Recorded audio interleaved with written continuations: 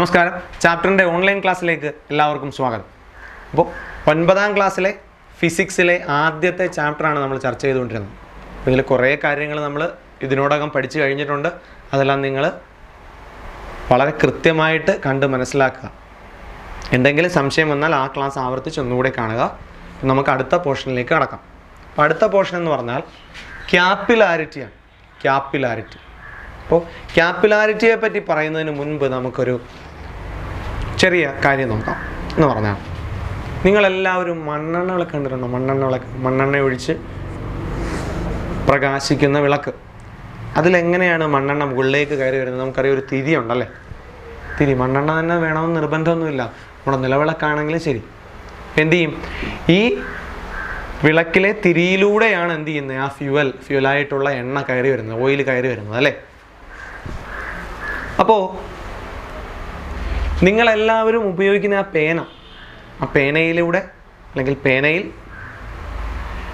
റീഫില്ലിലൂടെ മഷി ഒഴുകി താഴേക്ക് വരുന്നത് കൊണ്ടാണ് നമുക്ക് കൃത്യമായിട്ട് എഴുതാൻ കഴിയുന്നത്, ആണല്ലോ. അപ്പോൾ ഇവിടെ രണ്ട് സാഹചര്യങ്ങളിലും എന്താണ് സംഭവിച്ചത്? മണ്ണെണ്ണവിളക്കെന്ന് പറഞ്ഞാൽ നമുക്കറിയാം, മുകളിൽ നിന്നും താഴെ നിന്നും മുകളിലേക്ക് എന്ത് ചെയ്യും? മണ്ണെണ്ണ കയറി വരികയാണ്. ഇനി രണ്ടാമത് പറഞ്ഞ പേനയുടെ കാര്യത്തിലാണെങ്കിൽ മഷി എന്ത് ചെയ്യും? മുകളിൽ നിന്ന് താഴോട്ട് ഇറങ്ങി വരികയാണ്, ആണല്ലോ. അപ്പോൾ ഈ രണ്ട് സാഹചര്യങ്ങളും ഓർമ്മയിൽ വെച്ചാൽ നമുക്ക് കൃത്യമായിട്ട് എന്താണ് ക്യാപ്പിലാരിറ്റി എന്ന് വിശദീകരിക്കാൻ കഴിയും. ക്യാപ്പിലാരിറ്റി എന്ന് പറഞ്ഞാൽ ഇത്രയേ ഉള്ളൂ: the rise or depression of a liquid through a narrow tube or a minute hole. എന്താ അർത്ഥം? ഒരു ചെറിയ കുഴലിലൂടെയോ സുഷിരത്തിലൂടെയോ ദ്രാവകങ്ങൾ മുകളിലേക്ക് കയറുകയോ താഴോട്ടിറങ്ങുകയോ ചെയ്യുന്നതിനെയാണ് എന്തെന്ന് വിളിക്കുന്നത്? ക്യാപ്പിലാരിറ്റി എന്ന് വിളിക്കുന്നത്. എന്താണ്? The rise or depression of a liquid through a narrow tube or a minute hole എന്ന് പറഞ്ഞ അർത്ഥം എന്താണ്? ഒരു ഡയമീറ്റർ കുറഞ്ഞ ഒരു ട്യൂബിലൂടെയോ ഒരു ചെറിയ ഹോളിലൂടെയോ ലിക്വിഡ്സ് ഉയരുകയോ താഴുകയോ ചെയ്യുന്നതിനെയാണ് എന്തെന്ന് വിളിക്കുക? ക്യാപ്പിലാരിറ്റി എന്ന് വിളിക്കുക. അപ്പോൾ ഇവിടെ രണ്ട് തരത്തിലുണ്ട്: ഉയർച്ചയുമുണ്ട്, താഴ്ചയുമുണ്ട്. റൈസുമുണ്ട്, ഡിപ്രഷനുമുണ്ട്.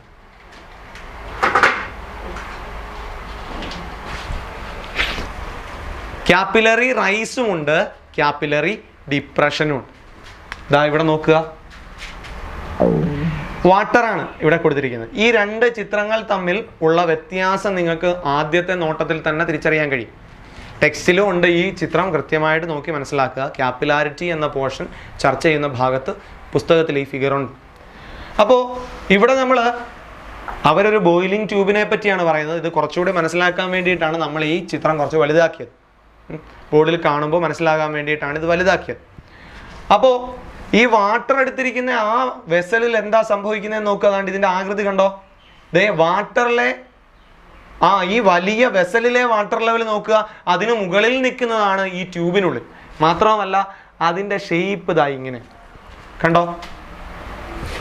ഇപ്പുറത്ത് മറിച്ച് മെർക്കുറിയുടെ കാര്യം പറയാനാണെങ്കിൽ ഈ വലിയ വെസലിൽ എങ്ങനെയാണോ ലെവൽ നിൽക്കുന്നത് അതിന് താഴെയാണ് ട്യൂബിനുള്ളിലെ മെർക്കുറിയുടെ ലെവൽ. മാത്രവുമല്ല അതിൻ്റെ ഷേപ്പ് ഇതായി ഇങ്ങനെ കണ്ടോ. ഈ രണ്ട് ഭാഗവും ഉയർന്നു നിൽക്കുന്നു എന്ന് ആലോചിച്ചാൽ മതി. ഇവിടെയാണ് എന്ത്? റൈസ് വരുന്നത്, ക്യാപ്പിലറി റൈസ്. കുഴപ്പമില്ലല്ലോ. ക്യാപ്പിലറി ഡിപ്രഷൻ കാണിക്കുന്ന ലിക്വിഡിന് ഉദാഹരണമാണ് ഏത്? മെർക്കുറി. എന്താണ് ഡിപ്രഷൻ എന്ന് പറഞ്ഞത്? ഇത് ആലോചിച്ചാൽ മതി. ആ മൊത്തം ലെവലിനും താഴെയാണ് മെർക്കുറി ആ ട്യൂബിനുള്ളിൽ നിൽക്കുന്നത്. അതേസമയം വാട്ടറിൻ്റെ കാര്യത്തിൽ മൊത്തം ലെവലിനും മുകളിലാണ് നിൽക്കുന്നത്. കുഴപ്പമുണ്ടോ? സംശയമുണ്ടോ? അപ്പോൾ എന്താ പറഞ്ഞത്? Capillarity is the rise or depression of a liquid through a narrow tube or minute hole. സംശയമില്ലല്ലോ. അപ്പോൾ ക്യാപ്പിലറി റൈസ് കാണിക്കുന്ന എക്സിബിറ്റ് ചെയ്യുന്ന ഒരു ലിക്വിഡിന് ഉദാഹരണം ചോദിച്ചാൽ വാട്ടർ. ക്യാപ്പിലറി ഡിപ്രഷൻ കാണിക്കുന്ന ഒരു ലിക്വിഡിന് ഉദാഹരണം ചോദിച്ചാൽ മെർക്കുറി. ഇനി ഈ രണ്ട് പടങ്ങളുമാണ്, ഈ രണ്ട് ചിത്രങ്ങളുമാണ് ശരിയായിട്ടുള്ളത്. ഇതിന് പകരം ഇതിൽ ഒരെണ്ണം എടുത്തതിന് ശേഷം 3 തെറ്റായ ചിത്രങ്ങൾ തന്നിട്ട് ഏതാണ് ശരിയെന്ന് ചോദിക്കാം. അല്ലെങ്കിൽ 2 ശരിയായിട്ടുള്ളതും ഒരെണ്ണം തെറ്റും കൊടുത്തിട്ട് ഇതിൽ തെറ്റായിട്ടുള്ള ഫിഗർ ഏതാണെന്ന് ചോദിക്കാം. അപ്പോൾ ആലോചിച്ച് നോക്കിക്കോളുക. വാട്ടർ ആണെങ്കിൽ ക്യാപ്പിലറി റൈസേ കാണിക്കൂ. ക്യാപ്പിലറി റൈസ് കാണിക്കുമ്പോൾ ശ്രദ്ധിച്ചോളൂ, ഈ ഷേപ്പ് കണ്ടല്ലോ. ഇതാ ഇങ്ങനെയായിരിക്കും വാട്ടറിൻ്റെ ഷേപ്പ്. മാത്രവുമല്ല ടോട്ടൽ ആ വെസലിലെ ലെവലിന് മുകളിലായിരിക്കും എന്ത് നിൽക്കുന്നത്, ട്യൂബിലെ ലെവലിൽ നിൽക്കുന്നത്. അതേസമയം മെർക്കുറി വരുമ്പോഴോ മെർക്കുറിയുടെ ഷേപ്പ് ഇങ്ങനെയാണ്. മാത്രവുമല്ല മൊത്തം ലെവലിന് താഴെ ആയിരിക്കും ട്യൂബിനുള്ളിലെ മെർക്കുറിയുടെ ലെവൽ. സംശയമില്ലല്ലോ. ഇപ്പം ഇത് ക്യാപ്പിലറി റൈസ്, ഇത് ക്യാപ്പിലറി ഡിപ്രഷൻ. ഇനി വേനൽക്കാലത്ത് സമ്മർ സീസണിൽ മണ്ണ് കിളച്ചിടണം, സോയിൽ പ്ലോ ചെയ്യണമെന്ന് പറയാറുണ്ട്. Plough, PLOUGH, plough. വേനൽക്കാലത്ത് മണ്ണ് അല്ലെങ്കിൽ പുരയിടം കിളച്ചിടണമെന്ന് പറയാറുണ്ട്. എന്തുകൊണ്ട് നോക്കാം നമുക്ക്. കാരണം എന്ന് പറഞ്ഞാൽ സമ്മർ സീസണിൽ സോയിലിൽ ഒരു ന്യൂമറസ് മൈന്യൂട്ട് ഹോൾസ് ഉണ്ട് അല്ലെങ്കിൽ പോർസ് ഉണ്ട്. പറഞ്ഞാൽ എന്താണ്, വേനൽക്കാലത്ത് മണ്ണിൽ ധാരാളം സൂക്ഷ്മ സുഷിരങ്ങളുണ്ട്. കുഴപ്പമില്ലല്ലോ. അപ്പോൾ നമുക്കറിയാം ക്യാപ്പിലറി റൈസ് അല്ലേ, അല്ലെങ്കിൽ ക്യാപ്പിലാരിറ്റി എന്ന് പറഞ്ഞാൽ എന്താണ്, ഈ സൂക്ഷ്മ സുഷിരങ്ങളിലൂടെ എന്ത് ചെയ്യും, ലിക്വിഡ്സ് മുകളിലേക്ക് വരികയോ താഴേക്ക് പോവുകയോ ഒക്കെ ചെയ്യുന്നതാണ് എന്ത്, ക്യാപ്പിലാരിറ്റി എന്ന് പറഞ്ഞാൽ. നമ്മൾ പറഞ്ഞത് സമ്മർ സീസണിൽ മൈന്യൂട്ടായിട്ടുള്ള ഒരുപാട് ഹോൾസ് എവിടെയുണ്ട്, മണ്ണിലുണ്ട്. അപ്പം മണ്ണിനടിയിൽ നിന്നും വാട്ടർ എന്ത് ചെയ്യും, ഈ ഹോൾസിലൂടെ മുകളിലേക്ക് ഉയരാൻ തുടങ്ങും. ക്യാപ്പിലാരിറ്റിയുടെ ഒരു ആപ്ലിക്കേഷൻ എന്ന് വേണമെങ്കിൽ പറയാം, ആപ്ലിക്കേഷൻ ലെവൽ ക്വസ്റ്റ്യൻ ആണ്. എന്താണ്, ഈ വേനൽക്കാലത്തെ ധാരാളം സുഷിരങ്ങളിലൂടെ മണ്ണിനടിയിൽ നിന്നും വെള്ളം മുകളിലേക്ക് ഉയർന്നു വരാൻ തുടങ്ങും. ഇങ്ങനെ ഉയർന്ന് സർഫസിൽ എത്തുമ്പോൾ നമുക്കറിയാം എന്ത് സംഭവിക്കും, വേനൽക്കാലമാണ്, ഒരു സൂര്യപ്രകാശം ലഭിച്ചുകൊണ്ടിരിക്കുക അല്ലയോ. അപ്പോൾ ഈ സൂര്യൻ്റെ ചൂടേറ്റിട്ട് സർഫസിൽ എത്തുന്ന വാട്ടർ എന്ത് ചെയ്യും, വേപ്പറൈസ് ചെയ്ത് നഷ്ടപ്പെട്ടു പോകും, മണ്ണിൽ നിന്നും ലോസായി പോകും. അപ്പോൾ മണ്ണിലെ ജലാംശത്തിൻ്റെ അളവ് ഇങ്ങനെ കുറഞ്ഞുകൊണ്ടേയിരിക്കുകയാണ്. അത് നല്ലതല്ലല്ലോ. അപ്പോൾ അങ്ങനെ സംഭവിക്കാതിരിക്കാൻ വേണ്ടിയിട്ടാണ് എന്ത് പറയുന്നത്, വേനൽക്കാലത്ത് പുരയിടം കൃഷിയിടമൊക്കെ കിളച്ചിടണമെന്ന് പറയുന്നു. ഒന്നുകൂടി പറയാം എന്താ കാരണം. വേനൽക്കാലത്ത് മണ്ണിൽ ധാരാളം സൂക്ഷ്മ സുഷിരങ്ങളുണ്ട്, മൈന്യൂട്ട് ഹോൾസ് ഒരുപാടുണ്ട്. ഈ ഹോൾസിലൂടെ മണ്ണിനടിയിലെ ജലം മുകളിലേക്ക് കയറി വരും, ക്യാപ്പിലാരിറ്റി അല്ലേ, ക്യാപ്പിലാരിറ്റി വഴി മുകളിലേക്ക് കയറി വരും.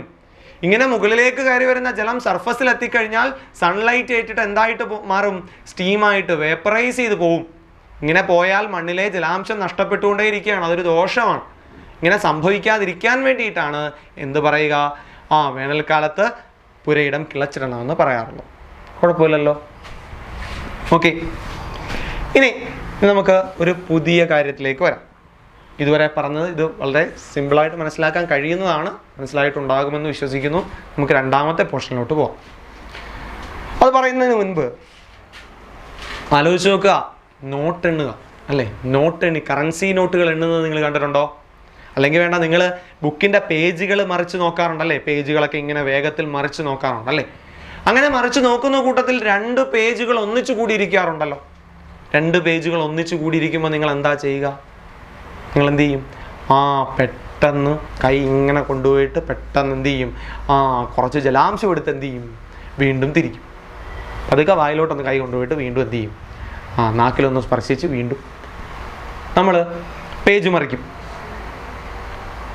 അപ്പോൾ എന്ത് ചെയ്യും, ഇങ്ങനെ ഒട്ടിച്ചേർന്നിരുന്ന പേജുകൾ നമ്മൾ ജലാംശം അടുത്തോട്ട് ചെല്ലുമ്പോൾ എന്ത് ചെയ്യും, അത് വേർപിരിയും. കുഴപ്പമില്ലല്ലോ.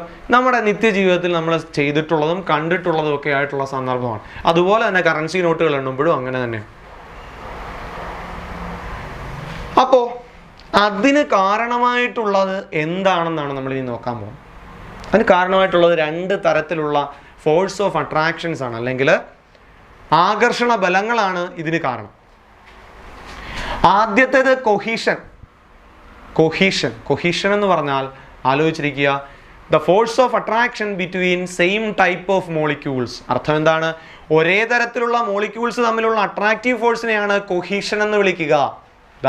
ഒരേ തരം മോളിക്യൂൾസ് തമ്മിലുള്ള അട്രാക്ഷനെയാണ് എന്തെന്ന് വിളിക്കുക, അല്ലെങ്കിൽ ആകർഷണത്തിന് ആണ് എന്തെന്ന് വിളിക്കുക, കൊഹീഷൻ എന്ന് വിളിക്കുക.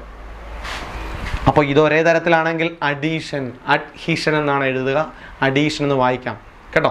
അപ്പോൾ അഡീഷൻ എന്ന് പറഞ്ഞാൽ എന്താണ്, ഡിഫറൻറ്റ് ടൈപ്സ് ഓഫ് മോളിക്യൂൾസ് തമ്മിലുള്ള അട്രാക്റ്റീവ് ഫോഴ്സ്. അപ്പോൾ നിങ്ങൾ ഒന്ന് ആലോചിച്ച് നോക്കുക, നമ്മൾ പേജ് മറിക്കുന്ന കാര്യം അല്ലെങ്കിൽ കറൻസി നോട്ട് എണ്ണുന്ന കാര്യം ഒന്ന് ആലോചിച്ച് നോക്കുക. എണ്ണി വരുന്ന കൂട്ടത്തിൽ 2 കറൻസി നോട്ടുകൾ ഒന്നിച്ചു ചേർന്നിരിക്കുന്നു എന്ന് വിചാരിക്കുക. അപ്പോൾ അവിടെ സംഭവിച്ചത് ഒരു കറൻസി നോട്ട് മറ്റൊരു കറൻസി നോട്ട് രണ്ടും ഒരേ തരത്തിലുള്ള മോളിക്യൂളാണ് അല്ലേ. അപ്പോൾ അത് രണ്ടും കൂടെ ചേർന്ന് ഒന്നിച്ചു, ആകർഷിച്ചു. അപ്പോൾ അത് ഏത് തരത്തിലുള്ള ഫോഴ്സ് ആയിരിക്കും? കൊഹീസീവ് ഫോഴ്സ് അല്ലെങ്കിൽ കൊഹീഷൻ ആയിരിക്കും അല്ലേ. ഒരേ തരത്തിലാണ്, 2 നോട്ടുകളാണ്, ഒരേ തരത്തിലുള്ള മോളിക്യൂൾസ് ആണ്, അതുകൊണ്ട് കൊഹീസീവ് ഫോഴ്സ് അല്ലെങ്കിൽ കൊഹീഷൻ. ഇനി നമ്മൾ എന്ത് ചെയ്യുന്നു? ജലാംശം തൊട്ടതിന് ശേഷം വീണ്ടും കറൻസി നോട്ടുകൾ എണ്ണുന്നു. ഈ സമയം ഒന്നിച്ചു ചേർന്നിരുന്ന കറൻസി നോട്ടുകൾ വേർതിരിഞ്ഞിട്ട് ആരുടെ കൂടെ പോയി? ജലാംശവുമായിട്ട് വന്ന വിരലിൻ്റെ കൂടെ പോയി. ഒന്നിച്ചു കൂടിയിരിക്കുകയാണ്. ഇപ്പുറത്തുനിന്ന് ആര് വരുന്നു? നമ്മൾ ജലത്തിൽ സ്പർശിച്ച വിരൽ വരുന്നു. അപ്പോൾ എന്ത് ചെയ്യും? ഈ ജലത്തിൻ്റെ മോളിക്യൂളും കറൻസി നോട്ടിൻ്റെ മോളിക്യൂൾസും തമ്മിലുള്ള അട്രാക്ഷനായി അവിടെ കൂടുതൽ. ആദ്യം 2 കറൻസി നോട്ടുകളുടെ അട്രാക്റ്റീവ് ഫോഴ്സ് ആയിരുന്നു കൂടുതൽ. ഇപ്പം ജലവുമായിട്ട് വന്ന വിരലുമായിട്ട് ഇതെന്ത് ചെയ്തു? അട്രാക്ഷനിലായി. എന്ന് പറഞ്ഞാൽ ജലത്തിൻ്റെ മോളിക്യൂൾസും കറൻസി നോട്ടിൻ്റെ മോളിക്യൂൾസും തമ്മിലുള്ള അട്രാക്റ്റീവ് ഫോഴ്സ് ഇവിടെ കൂടുതലായി. എന്ന് പറഞ്ഞാൽ ഒരേ തരത്തിലുള്ള മോളിക്യൂൾസ് ആണോ? അത് ഒരേ തരത്തിലുള്ള മോളിക്യൂൾസ് ആണോ? അല്ല. ഒന്ന് വാട്ടറിൻ്റെയും മറ്റൊന്ന് കറൻസി നോട്ടിൻ്റെയുമാണ്. ഇത് ഡിഫറൻ്റ് ആണ്. അപ്പോൾ ഡിഫറൻറ്റ് ടൈപ്സ് ഓഫ് മോളിക്യൂൾസ് തമ്മിലുള്ള അട്രാക്റ്റീവ് ഫോഴ്സിനെയാണ് എന്തെന്ന് വിളിക്കുക? അഡ്ഹിഷൻ അല്ലെങ്കിൽ അഡീഷൻ എന്ന് വിളിക്കുക. കുഴപ്പമുണ്ടോ? അപ്പോൾ ഡിഫറൻറ്റ് ടൈപ്പ് ആവുമ്പോൾ അഡീഷൻ, സെയിം ടൈപ്പ് ആവുമ്പോൾ കൊഹീഷൻ. ഇതെല്ലാം പഠിച്ചു കഴിഞ്ഞ് പിന്നീട് ആരെങ്കിലും ഒന്ന് ചോദിച്ചാൽ സെയിം ടൈപ്പ് അല്ലെങ്കിൽ ഡിഫറൻറ്റ് ടൈപ്സ് ഓഫ് മോളിക്യൂൾസ് തമ്മിലുള്ള അട്രാക്ഷൻ ഏത് എന്ന് ചോദിച്ചാൽ നമുക്ക് കൊഹീഷനും അഡ്ഹീഷനും തമ്മിൽ എന്ത് ചെയ്യാം? കൺഫ്യൂഷൻ വരാം. അപ്പോൾ ഒരു ഒറ്റ കാര്യം ആലോചിച്ചാൽ മതി. പേരിൽ ഡി ഉള്ളത് ഡിഫറൻറ്റ് ടൈപ്പ് ഓഫ് മോളിക്യൂൾസ്. പേരിൽ ഡി ഉള്ളത്, കൊഹീഷനിൽ ഡി ഉണ്ടോ? ഇല്ല. അഡീഷനിൽ ഡി ഉണ്ട്. അതുകൊണ്ട് ഡിഫറൻറ്റ് ടൈപ്സ് ഓഫ് മോളിക്യൂൾസ് തമ്മിലുള്ള അട്രാക്ഷൻ ഏതെന്ന് ആലോചിച്ചിരിക്കുക? ഡി ഉള്ള അഡീഷൻ ആണെന്ന് വിചാരിച്ചിരിക്കുക. സംശയമില്ലല്ലോ. ആ കൺഫ്യൂഷൻ ഒഴിവായി. ഇനി നമുക്ക് കൊഹീഷനും അഡീഷനുമായിട്ട് ബന്ധപ്പെട്ട് ധാരാളം നിത്യജീവിതത്തിൽ നമുക്ക് ഉദാഹരണങ്ങൾ കണ്ടെത്താം. ഒരു ഉദാഹരണം പറഞ്ഞാൽ ഞാൻ ബോർഡിൽ എഴുതുമ്പോൾ മഷി അല്ലേ, ഇങ്കിൻ്റെ മോളിക്യൂൾസും ഈ ബോർഡിൻ്റെ മോളിക്യൂൾസും തമ്മിലൊരു അട്രാക്ഷൻ വന്നു. അതുകൊണ്ടാണല്ലോ ഇങ്ക് എവിടെ പറ്റിപ്പിടിച്ചിരിക്കുന്നത്? നമ്മുടെ ബോർഡിൽ പറ്റിപ്പിടിച്ചിരിക്കുന്നത്. അപ്പോൾ ഡിഫറൻറ്റ് ടൈപ്സ് ഓഫ് മോളിക്യൂൾസ് തമ്മിലുള്ള അട്രാക്ഷനാണ് അവിടെ വന്നത്.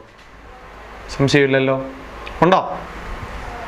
ഇനി മെർക്കുറി 2 മെർക്കുറിയുടെ ഡ്രോപ്സ് എടുത്ത് പതുക്കെ നമ്മൾ സമീപത്തേക്ക് ഇങ്ങനെ കൊണ്ടുവന്നു കഴിഞ്ഞാൽ പെട്ടെന്ന് അത് കൂടിച്ചേർന്നിരിക്കും. പെട്ടെന്ന് കൂടിച്ചേരും. അതിന് കാരണം എന്താ? ഒരു മെർക്കുറിയുടെ മോളിക്യൂള് അല്ലെങ്കിൽ ഒരു മെർക്കുറിയുടെ ഡ്രോപ്പ് മറ്റൊരു മെർക്കുറിയുടെ ഡ്രോപ്പ് എന്ന് പറഞ്ഞാൽ രണ്ടും ഒരേ ടൈപ്പ് മോളിക്യൂളാണ് അല്ലേ. അപ്പോൾ അത് രണ്ടും കൂടെ ഒന്നിച്ച് ചേരാൻ കാര്യം ഏതായിരിക്കും? കൊഹീഷൻ ആയിരിക്കും. അതായത് അട്രാക്റ്റീവ് ഫോഴ്സ് ബിറ്റ്വീൻ അല്ലെങ്കിൽ force of attraction between same type of molecules. അതേസമയം അഡ്ഹീഷൻ അല്ലെങ്കിൽ അഡീഷൻ എന്ന് പറഞ്ഞാലോ force of attraction between different types of molecules. അപ്പോൾ ഓർത്തിരിക്കാനുള്ള വഴിയാണ് നമ്മൾ പറഞ്ഞത്. അഡീഷനിൽ ഡി ഉണ്ട്, അതുകൊണ്ട് ഡിഫറൻറ്റ്. സംശയമില്ലല്ലോ. ഓക്കെ ആണല്ലോ. അപ്പോൾ ഇന്ന് നമ്മൾ ആദ്യം പറഞ്ഞത് എന്തിനെ പറ്റിയായിരുന്നു? ക്യാപ്പിലാരിറ്റിയെ പറ്റിയായിരുന്നു. ക്യാപ്പിലാരിറ്റി എന്ന് പറഞ്ഞാൽ the rise or depression of a liquid through a narrow tube or a minute hole. സംശയമില്ലല്ലോ. ഇനി ക്യാപ്പിലറി റൈസും ഉണ്ട്, ഡിപ്രഷനും ഉണ്ട്. ക്യാപ്പിലറി റൈസ് എക്സിബിറ്റ് ചെയ്യുന്ന ഒരു ലിക്വിഡ് പറഞ്ഞാൽ ഏത് പറയണം? വാട്ടർ പറയണം. ക്യാപ്പിലറി ഡിപ്രഷൻ എക്സിബിറ്റ് ചെയ്യുന്ന ഒരു ലിക്വിഡിനെ പറ്റി ചോദിച്ചാലോ മെർക്കുറിയെ പറ്റി പറയണം. ഇനി നമ്മളൊരു ആപ്ലിക്കേഷൻ ലെവൽ ക്വസ്റ്റ്യൻ പറഞ്ഞു. വേനൽക്കാലത്ത് പുരയിടം കിളച്ചിടണം എന്ന് പറയാറുണ്ട്. എന്തുകൊണ്ട്? It is said that the soil should be ploughed during summer season. Why? എന്താണെന്ന് ചോദിച്ചാൽ കാരണം നമ്മൾ പറഞ്ഞു വേനൽക്കാലത്ത് മണ്ണിൽ ധാരാളം സുഷിരങ്ങളുണ്ട്, സൂക്ഷ്മ സുഷിരങ്ങളുണ്ട്. ഇതുവഴി മണ്ണിനടിയിലെ വെള്ളം എന്ത് ചെയ്യും? ഉയർന്ന് മുകളിലേക്ക് വരികയും സർഫസിലെത്തി വേപ്പറൈസ് ചെയ്ത് നഷ്ടപ്പെട്ടു പോവുകയും ചെയ്യും. ഈ ജലനഷ്ടം, വാട്ടർ ലോസ് ഒഴിവാക്കാൻ വേണ്ടിയിട്ടാണ് വേനൽക്കാലത്ത് പുരയിടം കിളച്ചിടണമെന്ന് പറയാറുള്ളത്. അടുത്ത നമ്മൾ പറഞ്ഞത് കൊഹീഷനും അഡ്ഹീഷൻ അല്ലെങ്കിൽ അഡീഷനും. സെയിം ടൈപ്പ് ഓഫ് മോളിക്യൂൾസ് തമ്മിലുള്ള അട്രാക്ഷനെ നമ്മൾ കൊഹീഷൻ എന്ന് വിളിച്ചാൽ ഡിഫറൻറ്റ് ടൈപ്സ് ഓഫ് മോളിക്യൂൾസ് തമ്മിലുള്ള അട്രാക്ഷനെ നമുക്ക് എന്തെന്ന് വിളിക്കാം? അഡീഷൻ എന്ന് വിളിക്കാം. സംശയമുണ്ടോ? ഇനി ഈ കൊഹീഷൻ്റെ ഫലമായിട്ടുണ്ടാകുന്ന ഒരു ഒരു പ്രതിഭാസമാണ് സർഫസ് ടെൻഷൻ, അല്ലെങ്കിൽ ഒരു ഫോഴ്സാണ് സർഫസ് ടെൻഷൻ. നിങ്ങൾ ചെറിയ ക്ലാസ്സുകളിൽ മേ ബി ചിലപ്പോൾ പഠിച്ചിട്ടുണ്ടാകും. സർഫസ് ടെൻഷൻ എന്ന് പറഞ്ഞാൽ നിങ്ങൾ കണ്ടിട്ടുണ്ടാകും ഈ ജലാശയങ്ങളുടെ അല്ലേ, പോണ്ടിൻ്റെയും കിണറിൻ്റെയൊക്കെ മേളിൽ കൂടെ ചില പ്രാണികളൊക്കെ ഇങ്ങനെ തെന്നി നീങ്ങുന്നത് കണ്ടിട്ടുണ്ടാവും.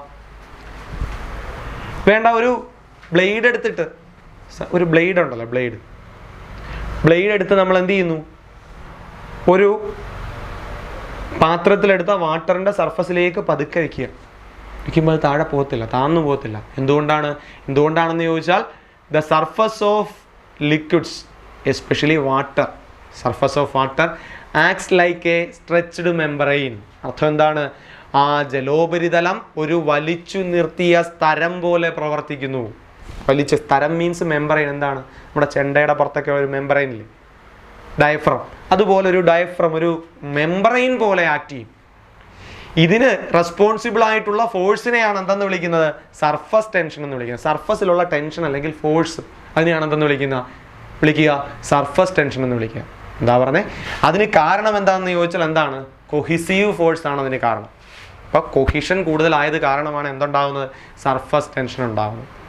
നമുക്ക് തന്നെ അറിയാം, മോളിക്യൂൾസ് തമ്മിൽ അടുത്തടുത്ത്, നമുക്ക് വെള്ളത്തിൻ്റെ കാര്യം പറഞ്ഞു കഴിഞ്ഞാൽ എന്ത് ചെയ്യും? ആ മോളിക്യൂൾസ് തമ്മിൽ അട്രാക്ഷൻ ഉണ്ടല്ലോ. അപ്പോൾ ഈ അട്രാക്ഷൻ, ഈ കൊഹിസീവ് ഫോഴ്സ് ഓഫ് അട്രാക്ഷൻ കാരണമാണ് എന്തുണ്ടാകുന്നത്? സർഫസ് ടെൻഷൻ ഉണ്ടാകുന്നത്. എന്താണ് സർഫസ് ടെൻഷൻ എന്ന് ചോദിച്ചാൽ, the surface of liquids acts like a stretched membrane. The force responsible for this is called surface tension. എന്താണ് കാരണമെന്ന് ചോദിച്ചാൽ കൊഹീസീവ് ഫോഴ്സ് ആണ് കാരണം. സംശയമില്ലല്ലോ. അപ്പം നമ്മൾ സിമ്പിളായിട്ട് മനസ്സിലാക്കാൻ പറ്റുന്ന പോർഷൻസ് തന്നെയാണ് ഇന്ന് ചർച്ച ചെയ്തത്. നമ്മൾ എന്തിനെ പറ്റിയൊക്കെ പറഞ്ഞു? ക്യാപ്പിലാരിറ്റിയെ പറ്റി പറഞ്ഞു, ക്യാപ്പിലറി റൈസും ഡിപ്രഷനും പറഞ്ഞു, പിന്നീട് കൊഹീസീവ് ഫോഴ്സും അഡിസീവ് ഫോഴ്സും പറഞ്ഞു, അതിനുശേഷം സർഫസ് ടെൻഷനെ പറ്റിയും ഒന്ന് പറഞ്ഞു. അപ്പോൾ ഇതിനൊക്കെ കൂടുതലായിട്ടുള്ള എക്സാമ്പിൾസ് നിങ്ങൾക്ക് തന്നെ കണ്ടെത്താവുന്നതാണ്. ക്ലാസ്സുകൾ ആവർത്തിച്ച് കാണുക. നന്ദി, നമസ്കാരം.